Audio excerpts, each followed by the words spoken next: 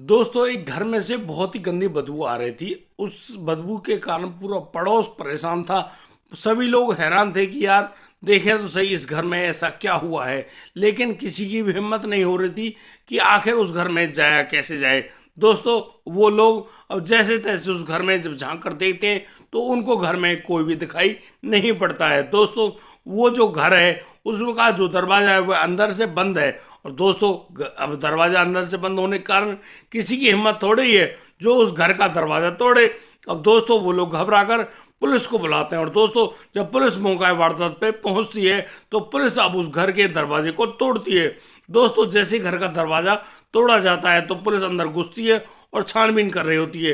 Police ने अपने नाक मुंह को रुमाल से ढका हुआ है और वह अंदर जा रही होती है।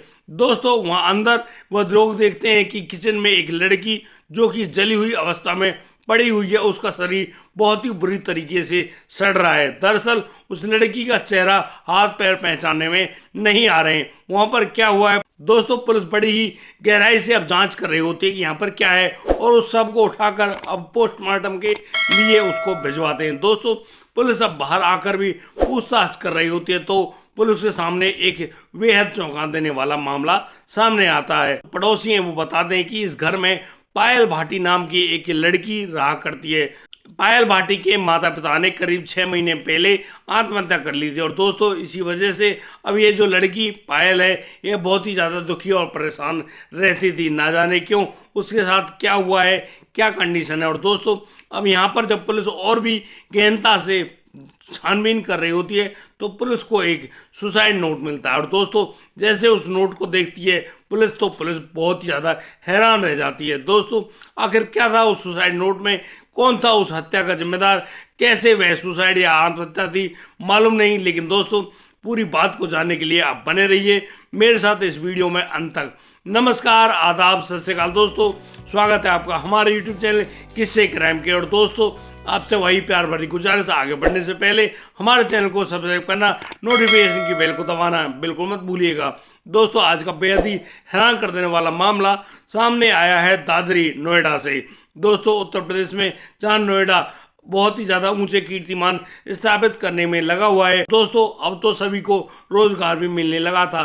दोस्तों, उन्हीं स्थितियों में वहां पर उस गांव बड़पुरा में रहने वाली वे लड़की पायल भाटी जो कि बड़े ही हिसाब से अपने घर में अकेली रहती है। दरअसल जैसे कि उसके पड़ोसियों ने बताया कि करीब 6 महीने पहले उनके माता पिता ने एक ऐसा अहम फैसला लिया कि उन्होंने कर्ज से तंग आकर अपनी जीवन लीला समाप्त कर ली। दोस्तों, जब से उसके माता पिता गए तब से वह पायल भाटी बहुत ही ज़्यादा दुखी और परेशान रहने लगी थी। दरअसल वह सोचने लगी थी कि उसके जो माता पिता हैं उनको यह गंभीर कदम उठाने के लिए उसकी जो भाभी है उसके भाई ने और उसकी भाभी ने कुछ ऐसे कदम उठाए जिनकी वजह से उनका यह जीना मुहाल हो गया।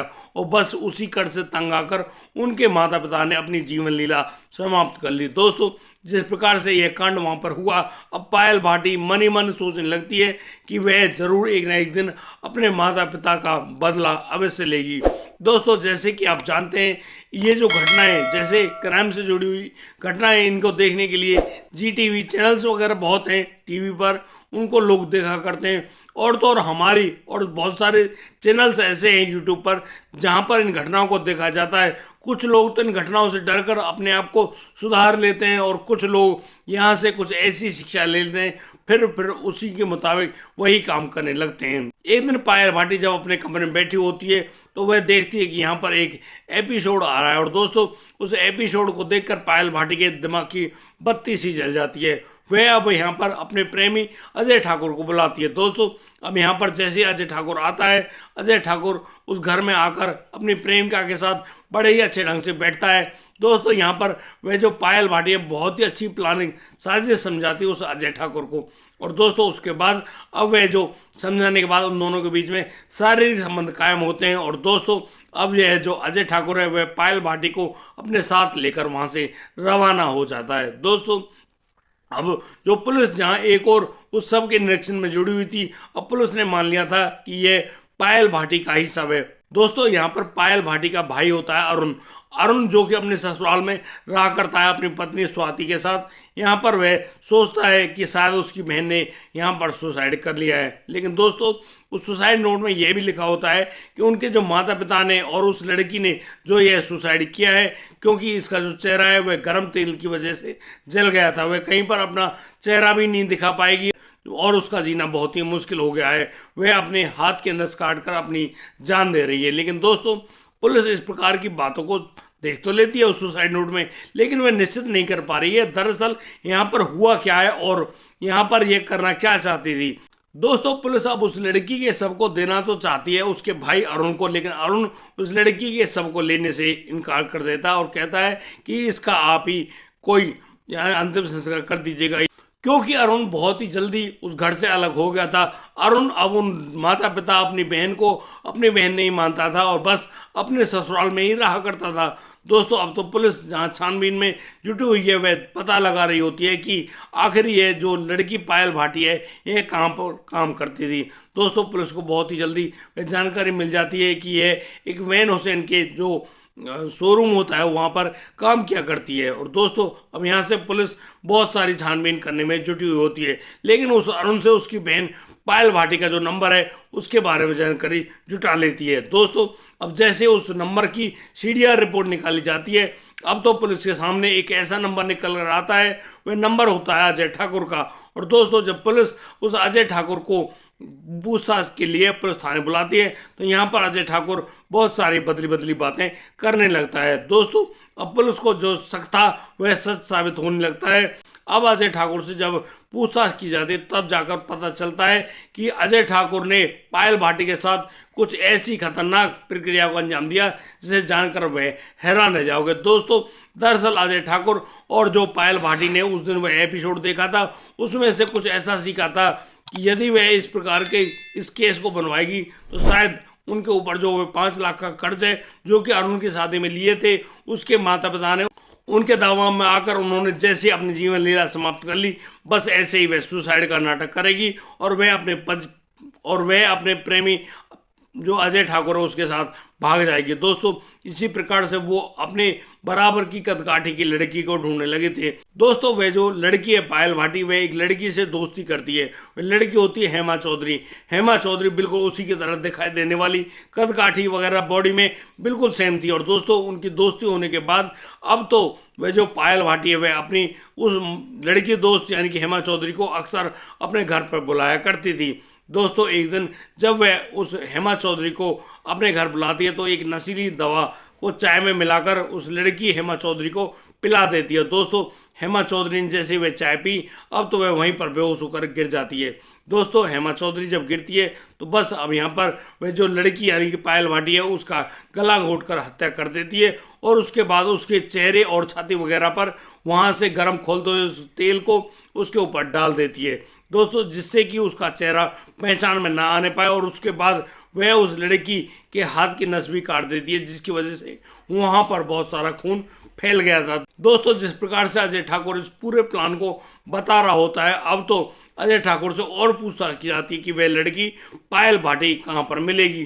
दोस्तों अब इस बात के लिए भी हाँ कर देता है वह अजय ठाकुर और बस एक जगह ऐसी बताता है जहाँ पर वो लोग किराए पर रह रहे होते हैं। दोस्तों अब उस सेक्टर 35 से उस लड़की पायल भाटी को भी गिरफ्तार कर लिया जाता है। और दोस्तों जब पुलिस पूरे प्लान को उस पायल भाटी के सामने खोलती है तो अब एक एक बात को वो हामी भर लेती है और कहती है कि हाँ उसने ही उस लड़की यानी कि हेमा चौधरी की इस मनसा में हत्या करी है। दोस्तों यहाँ जो वह सुसाइड नोट था जिसमें उसमें उसके जो भाभी स्वाति, उसके दो भाई कौशिंदर और गोलू है, उनके नाम लिखे हुए थे, लेकिन पुलिस ने उन सबको बुलाया और उनसे जब पूछताछ करी तो वो लोग भी इस बात को स्वीकार करते थे कि हाँ उन्होंने यहाँ पर 5 लाख रुपए दिए थे उस अरुण और स्वाति की शादी करवाने में। और दोस्तों उसी वजह से वो लोग जब वापस अपने पैसों को मांगा करते तो यहाँ पर उसके माता पिता उसे साफ मना कर देते थे।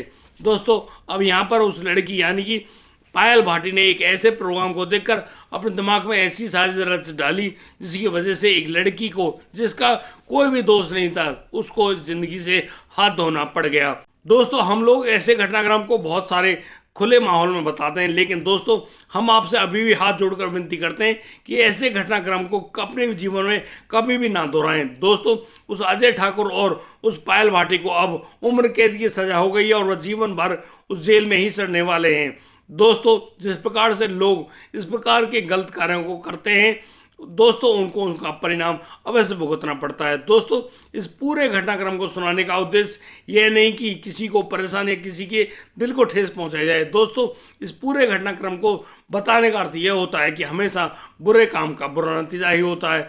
हमेशा ऐसे काम करने से डरिए जिनका परिणाम वाकई में बहुत बुरा होता है।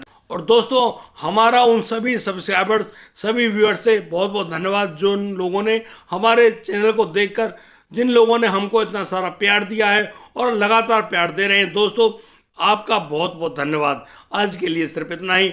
अब दीजिए मुझे इजाज़त, मिलता हूँ कल, लाता हूँ एक और नया संजीव मामला। तब तक के लिए आप बढ़िया रहें, बेहतरीन रहें, अपना और अपने परिवार का बखूबी ख्याल रखते रहें। जय हिंद, जय भारत।